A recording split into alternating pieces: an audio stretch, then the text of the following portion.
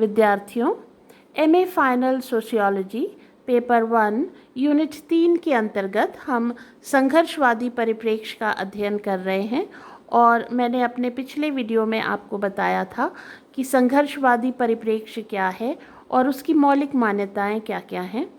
आज हम इसी परिप्रेक्ष्य के संदर्भ में कार्ल मार्क्स के सिद्धांतों को, विचारों को समझने का प्रयास करेंगे। आज हम इस विवेचना का प्रथम भाग देखेंगे।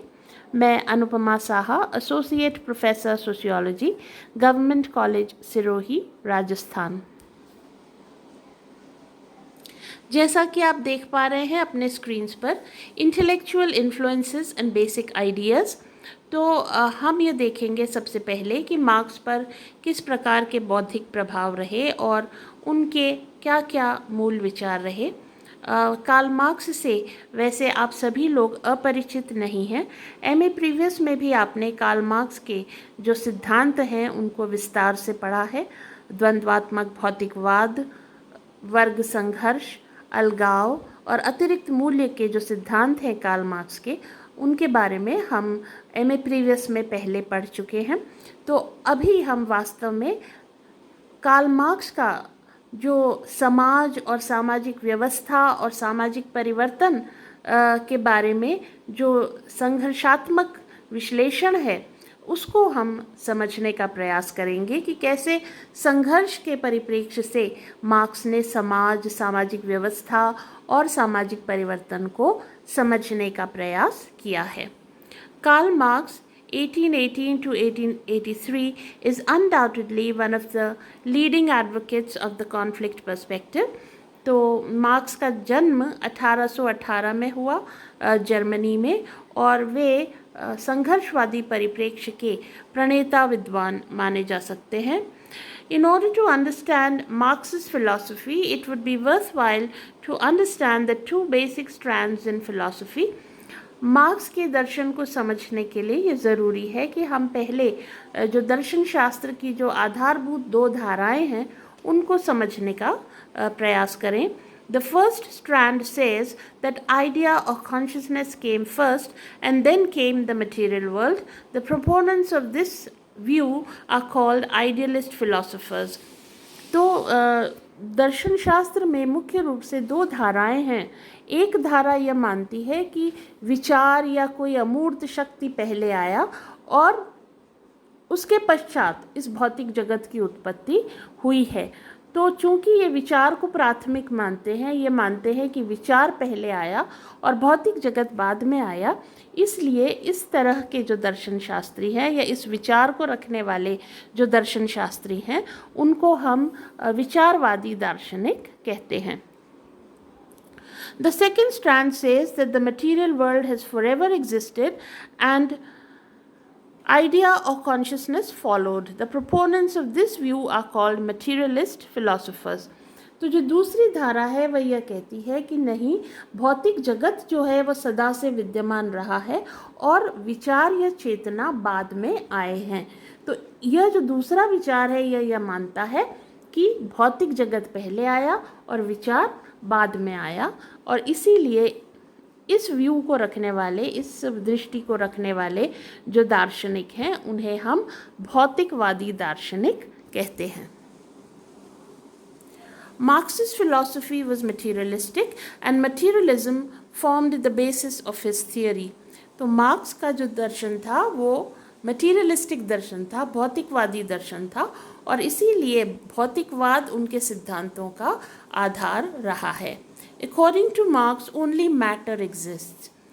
Consciousness is a manifestation of motion in brain cells. तो मार्क्स चूँकि भौतिकवादी दार्शनिक थे तो उनका ये मानना है कि केवल द्रव्य जो है उसी का अस्तित्व है। मैटर, द्रव्य, भौतिक पदार्थ का ही जो है वह अस्तित्व है और जो चेतना है, ये जो विचार है, वह तो हमारे जो मस्तिष्क है उसके जो सेल्स हैं, कोशिकाएं हैं, उनकी गति का परिणाम है। This view reflects the influence of Ludwig Feuerbach, a left-wing Hegelian philosopher.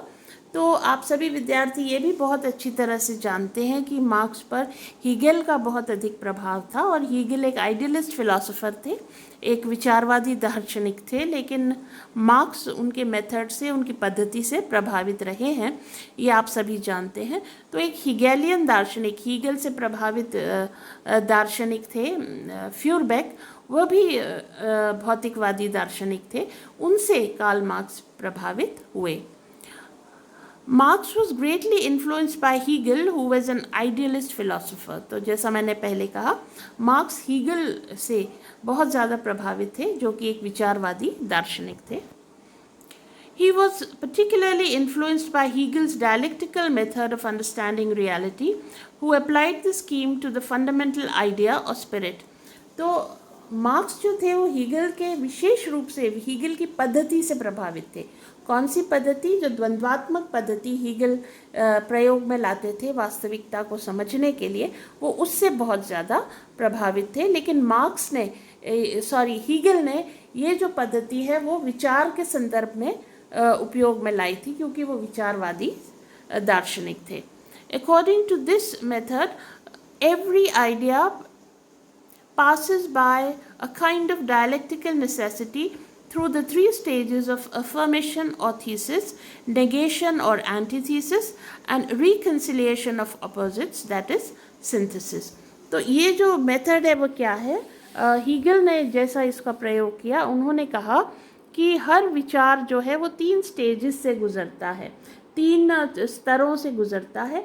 पहले में विचार की उत्पत्ति जो होती है वह उसे वो कहते हैं वाद, और हर विचार का फिर जो होता है एक विरोध होता है, एक प्रतिवाद होता है, एक प्रतिविचार होता है, जिसे हीगल कहते हैं प्रतिवाद। तो वाद और प्रतिवाद, विचार और प्रतिविचार, ये दोनों परस्पर विरोधी होते हैं, एक दूसरे के विपरीत होते हैं, और इसलिए वे परस्पर संघर्ष की स्थिति में आते हैं, और फिर उस संघर्ष के परिणाम स्वरूप एक संतुलन की स्थिति आती है, कंसिलिएशन की स्थिति आती है, जिसे हम संवाद कहते हैं, सिंथेसिस कहते हैं। तो यह जो संवाद है ये वास्तव में वाद और प्रतिवाद के संघर्ष के परिणाम स्वरूप एक संतुलन की स्थिति होती है, जिसमें वाद और प्रतिवाद दोनों के तत्व सम्मिलित होते हैं। तो इसी कारण, चूंकि इसमें परस्पर विरोधी तत्व होते हैं वाद और प्रतिवाद, इस कारण ये अस्थायी संतुलन की स्थिति होती है। पर चूंकि ये दोनों विरोधी तत्व विद्यमान होते हैं, तो ये पुनः संघर्ष की स्थिति में आते हैं, और पुनः फिर एक संवाद की स्थिति उत्पन्न होती है, जिसमें फिर वाद और प्रतिवाद दोनों के तत्व सम्मिलित होते हैं। तो इस तरह से वाद, प्रतिवाद और संवाद की एक प्रक्रिया निरंतर चलती है, और उसी से विचार का विकास होता है। तो on the higher level of synthesis, the dialectical process continues with new conflicts and consequent accommodation of the opposites. तो वही बात ही कह रहे हैं कि वाद, प्रतिवाद और संवाद, पुनः वाद, प्रतिवाद और संवाद, पुनः वाद, प्रतिवाद, संवाद, तो यह प्रक्रिया निरंतर चलती रहती है, और इस प्रक्रिया के माध्यम से ही जो है विचार का विकास होता है। Karl Marx borrowed this dialectical method from Hegel, but turned it upside down by applying it not to the fundamental idea or spirit, but to matter. तो हीगल की ये जो द्वंद्वात्मक विधि थी, जिसके ज़रिए उन्होंने विचार के विकास को समझाया था, उसको मार्क्स ने स्वीकार किया, उसको अडॉप्ट कर लिया, पर उसको ये कहते हैं अपसाइड डाउन चेंज कर दिया, मतलब उसे उल्टा कर दिया, और उसे विचार के लिए नहीं बल्कि मैटर पर, भौतिक जगत पर, मटीरियल वर्ल्ड पर इस्तेमाल किया, उसका प्रयोग किया। Thus Marx owes his philosophy of materialism to Feuerbach and the dialectical method to Hegel.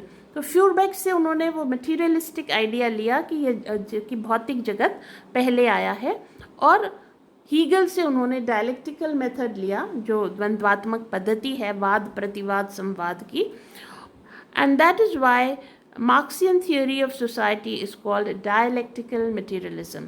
तो मार्क्स का जो सिद्धांत है वह इसीलिए डायलेक्टिकल मटीरियलिज्म कहलाता है, क्योंकि उन्होंने डायलेक्टिक्स तो हीगल से ले लिया, लेकिन जो मटीरियलिज्म है, जो हीगल का आइडियलिज्म है, जो विचारवाद है, उसकी जगह अपना मटीरियलिज्म रख दिया, अपना भौतिकवादी विचार रख दिया, और इसलिए मार्क्स का जो सिद्धांत है वह कहलाता है डायलेक्टिकल मटीरियलिज्म।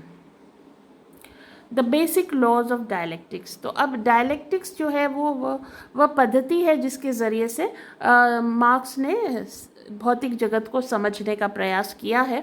और इस डायलेक्टिक्स की जो विधि है, जो द्वंद्वात्मक विधि है, इसके कुछ नियम हैं, कुछ लॉज हैं। वो लॉज क्या क्या हैं?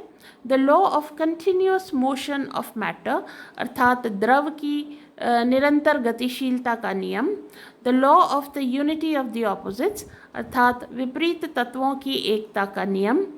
The law of transformation of quantitative change into qualitative change, अर्थात परिमाणात्मक परिवर्तन का गुणात्मक परिवर्तन में रूपांतरण का नियम। और the law of negation of negation, अर्थात नकारात्मकता की नकारात्मकता का नियम। तो ये चार मूलभूत सिद्धांत हैं डायलेक्टिक्स के, या लॉज हैं डायलेक्टिक्स की, जिसको मार्क्स ने स्वीकार किया और जिनके आधार पर उन्होंने आगे चलकर समाज, सामाजिक व्यवस्था और सामाजिक परिवर्तन को समझने का प्रयास किया।